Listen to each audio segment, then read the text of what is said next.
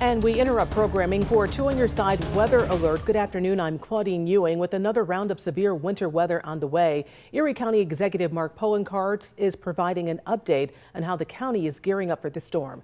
Communication Center out of Albany, and they all agree generalized snowfall today. 4 to 8 inches of snow is expected to fall in the overnight hours, with then another 8 to 12 inches during the daytime hours. We are not anticipating putting a countywide driving ban on at this time. We may consider localized driving bans for communities if needed. I already had a conference call and a WebEx meeting with local elected officials, supervisors of towns and mayors of cities and villages. And we all discussed that we're in pretty good shape right now. Departments of Public Works are pushing back snow piles, getting the roads extended to their full width in anticipation of the next level of snow. But everyone feels pretty good about where they are. Lackawanna, we've had to send additional equipment and is still out on the roads, high lifts, as well as dump trucks, and I believe there's still some in the city of Buffalo as well. As such, there is a travel advisory. These pieces of equipment normally are not on our roads, so you always have to use extreme caution when they are, because those drivers of dump trucks as well as the high lifts are accustomed to working on construction sites, not in the middle of the road where people may be driving or walking. So we just want to remind people that the travel advisory is still in effect, and to exercise care, especially if you're in an area that was hit hard. There are people who are walking on streets instead of using sidewalks because sidewalks are not clear. So if you have a sidewalk, we're asking all businesses as well as individuals to clear your sidewalks and to clear fire hydrants that may be on your lawns or on your property. So if there is an issue, that the fire department can access your hydrant as well as clear your sidewalks so individuals don't have to walk in the streets. We are expecting, as we noted, 1 to 2 feet and possibly up to 3 feet localized. It does appear the city of Buffalo is going to get a significant portion of the snow tomorrow. The South Buffalo area, Kaisertown, Lovejoy did receive a significant amount of snow with this most recent storm. But if you go a little further north, you know, there's not much, just a few inches. Well, that appears to change, and the city could see 18 inches or more throughout the entire city in the north towns. So our Department of Public Works are on 24-hour work schedules now. We have 2 12-hour shifts. So it's not like we stop in the middle of the night. We're working all night, and we'll continue to do that through the winter months as we deal with these lake effect storms. We are strongly recommending that employers use remote work if possible. We really want to keep the number of vehicles off the roads in the next day or two, just so that we have an opportunity to get out there and clear the roads. Conditions may not warrant a driving ban, but we really would prefer that employers who have work and it can be done remotely, that it be done remotely to eliminate the need to have all of these individuals trying to drive to work. I have been in contact with the head of the Superintendents Association of Erie County and Niagara County, Mike Cornell. I expect a number of school districts to be off tomorrow. The discussion we had, as well as others have had, we don't think there'd be a problem getting students to school. The problem is if conditions get as rough as they potentially can during the daylight hours, they might have trouble getting students home then, because we really don't want these large buses going out if there's 2 inches or more of snow that's falling per hour. So I would expect that many school districts will announce closures for tomorrow, but that is a decision to be made by each school superintendent, and I think you'll be hearing a lot more of that in the next hour or two. So that will help if there are schools that are closed, because it gives our Department of Public Works crews a much easier time of getting out there and clearing roads if they're not stuck behind school buses. So we are asking businesses to go to remote work. Organizations and community groups that have a meeting scheduled for tomorrow, It's best probably that you think about canceling or moving those events. Turning down my phone here. So that your folks aren't stuck potentially. We have a lot of snow in the areas that were hit hard, up 3 feet or more, as most people know, up 40 inches plus in some parts of the county. And getting another 2 feet will not be easy. We're going to have to put that somewhere. The state has been snow blowing some of its major roads, so they're straight to the edge of the shoulder. The county's in the same position right now. We're trying to push snow to the edge of the shoulder. We do have some snow blowers that are primarily used in the extreme southern part of the county. And if need be, we will move them up. We just don't feel we're in a position just yet to do that. So I just ask everyone to exercise caution, especially tomorrow. Today seems like it's going to be okay. The travel advisory is still in effect, but it's primarily because there's large pieces of equipment that are on the roads. But tomorrow looks like it's going to be another hairy day with potentially 2 feet or more falling in parts of the community, including, of course, in the city of Buffalo. As I said, I had a local leaders call earlier. Mayor Brown was on that call, and we're all just going to continue to monitor this. Today should be fine, but tomorrow looks like it's going to be another fun day. Thankfully, the winds do not appear that they're going to be as strong as what we dealt with last week. We caught a break this weekend in which we didn't have any power outages. This time last week, we were dealing with significant power outages in the southern part of the county, but we were lucky. We didn't deal with any power outages this past weekend, which would have made things much worse. And with the winds dying down a little bit, even though they'll still be strong, it certainly makes it tough when we have power outages in multiple inches of snow per hour. But with there being an expectation that the winds are dying down a little bit, while there will be whiteout conditions and blizzard-like for some periods, if there's 2 inches or more falling plus 30-mile-an-hour wind gusts, this is manageable. So with that, I'll open it up to any questions. I'd ask if you can just, instead of just shouting them out, just raise your hand on the WebEx application, and then I'll just call people out as their hands pop up. To raise your hand, go down to the bottom, and you'll see there's a little hand icon on the bottom in which you can click on that, and I'll see it on my side here. Any questions? First one from Ron Plants. Yeah, hi, County Executive. I know what you were saying about technically no driving ban yet, but you are recommending that employers, if possible, go to remote. But what would you suggest for the larger employers, the factories, the people that have those 3-shift situations? What are you recommending to them at this time?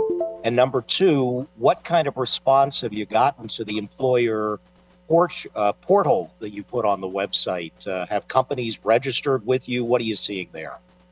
We have had companies register with us. Some of them are not essential. We're in the process of responding to all of those at the time that this most recent storm hit.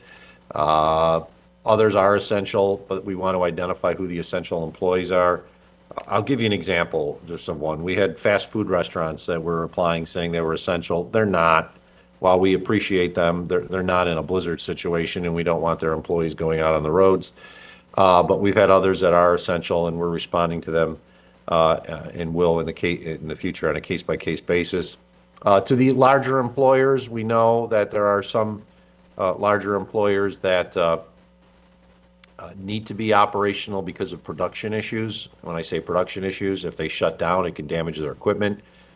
The most basic employees need to be there, not everyone. I'll give you an example of where there was a problem in the town of Lancaster during this storm, and the town supervisor and police acted accordingly. The Amazon facility in Lancaster was acting as if they were essential, asking their employees to come in to pick up for deliveries. They're not.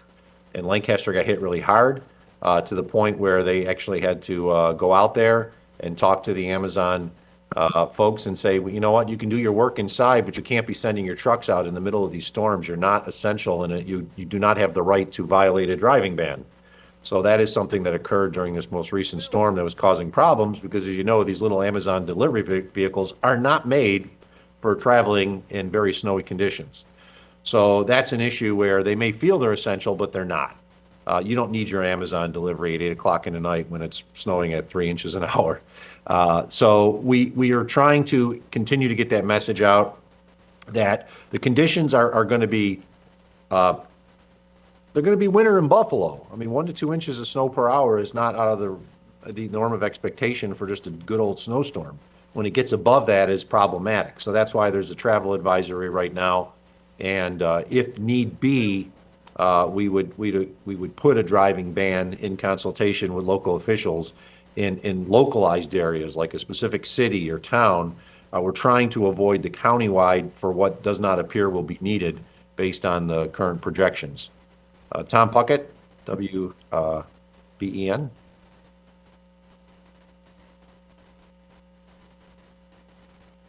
Still have a question, Tom? You're on mute. You need to unmute yourself. All right, I think I just unmuted you. Are you there, Tom? Okay, I'm here now. Can you hear me? Yes. Go All ahead. right. Mark, how do you anticipate the equipment working and making sure that they're placed in certain towns where they are anticipated to get most of that snowfall? Well, the city of Buffalo has more than 200, I think 300 pieces of equipment right now that are still in the city. They're keeping it there from this most recent storm. They're actually still doing some cleanup in parts of the city, but those pieces of equipment are still available for the city of Buffalo. The county has provided additional equipment, high lifts and trucks through Union Concrete to the city of Lackawanna. Those are still there and will remain through this storm. On the call earlier today, I expressed to the supervisors and mayors that if they feel they need additional equipment, it's best to let us know earlier rather than in the height of the storm, so we can get it out there and then it can be used immediately rather than be delayed by a few hours. So it's important that we know that earlier, and that's why we have these calls. As I said, I think the city actually may be done with its cleanup, but it's still keeping its equipment available from its private contractor, which is good, because I think, once again, they're probably going to need it tomorrow. And so our goal is to ensure that the information that we receive from the towns and cities and villages is as soon as possible so that we can respond as quickly as possible. This most recent storm, of course, on Sunday, the 3 to 5 inches or maybe even more per hour that was falling was not projected, and it was ridiculous as we were out there. But we didn't anticipate having snow falling at that high a rate. But once we had the opportunity to move the equipment in, we did. And we kept the roads, the mains, pretty open, and that was key. We want to keep the mains pretty open during these very bad situations so that we can get our equipment through, and if there's an emergency vehicle like an ambulance that needs to get through, we can get through as well. And that's our goal going forward, again, is to keep the mains and the secondaries open during these difficult times, and if it takes a little longer to get to a neighborhood, it will, but as long as we have the ability to make the roads passable for emergency vehicles, that is our key. If we can make them passable, even if you don't like it because there's hard pack or maybe 6 inches on the ground, as long as they're passable for emergency vehicles, we feel we're in a good spot. Brianne Roser. Hello. So obviously when we get these storms, this messaging isn't just for people who have always lived or do live in Western New York. We have people visiting as well who maybe don't understand exactly what the rules are. So when you, or if and when there is a driving ban implemented, what are the fines associated with it? I mean, how expensive is it when something like that happens, and who is enforcing it, especially from like the localized level to the county? Local law enforcement enforces it, which is our police departments, sheriff's office, state police. The fines can be up to $500 per incident. I believe that the truckers were getting hit with some very large fines by the state police. The local law enforcement that did write tickets, I think, were writing them for smaller amounts. is really up to the judge in the end, because it's up to $500 fine. It doesn't have to be 500, but I think the recommendation from the state police was the highest amount for truckers.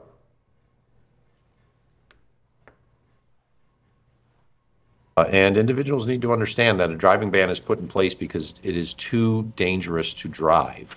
It's not just so that we can clear roads. People think we put a driving ban in there just to make their lives miserable, so we can get out there and clear roads. That is not the case. A driving ban is put in place because it is too dangerous, and that we do it to protect the safety of the public. And it is not done lightly. I do not want to have to put a driving ban in effect unless I have to. And that's what we're looking at with regards to this upcoming storm, is that it does not appear it will be sufficient enough, at least immediately, to issue a driving ban countywide, but it may require it for a particular municipality, and then that decision is made in consultation with the municipality. One other thing, though, every municipality leader, supervisor for towns and mayors for cities and villages have the power to declare their own state of emergency and put in effect their own driving ban. It does not just have to be me. They all have the power. They just like to rely on me to do it. You have a follow-up, Brian? I do. I know that over the weekend we had the travel ban, and then we also had calls for people to help shovel out the stadium. So if that instance were to happen again, be it this week or later in the future, what messaging would you have for people who want to get out there and start shoveling? Well, if it's a travel ban, we really don't want, we don't want people going and ignoring a travel ban. In that situation there, the Bills were very desperate. We actually were in a situation that if we could not clear the aisles, we were not going to be able to allow people to go to the football stadium. We did not want a football stadium where it was just the teams and no one else. We had to have access to all of the aisles, and they were able to clear that with limited people. Not many people actually showed up to clear the aisles. They needed 100, and last I heard in the overnight hours, they had no more than 30. That is something the Bills are aware of, and they are out there now, I think, clearing their stadium in anticipation of getting more snow in the next 36 hours. Our goal is to ensure that things are safe. We also felt in a lot better position at that point because while there was heavy snows in some spots, the mains and secondaries were primarily open. We felt good about that. I got to give an incredible shout out to the public works, emergency responders, the plow drivers, law enforcement, because we didn't really have major issues. I've heard of the one death that occurred over the weekend where someone was hit by a hit-and-run vehicle. I think it may have been yesterday. And that is very sad in the town of Cheektowaga, but otherwise we did not have anywhere the issues that we normally have, because people go out and get stuck, and then it can be very deadly. So we just ask people to follow the recommendations. Travel advisory is not a ban. It means you can drive, but we just recommend no unnecessary travel, especially during the heavy snowfalls. Today's going to be fine. The travel advisory is mostly in effect today because of the heavy pieces of equipment that are still on the road. And they don't have the same types of capabilities of rearview mirrors and things that we're used to. So if you're out on the road and you see a big dump truck that's being filled by a high lift of snow, give it a lot of room. They may not see you. They may not be able to see you. So that's why the travel advisory is out today. Sandy Tan. Hi, Mark. Thanks. I am curious about the Amazon thing. I don't know if you can speak a little bit more about that.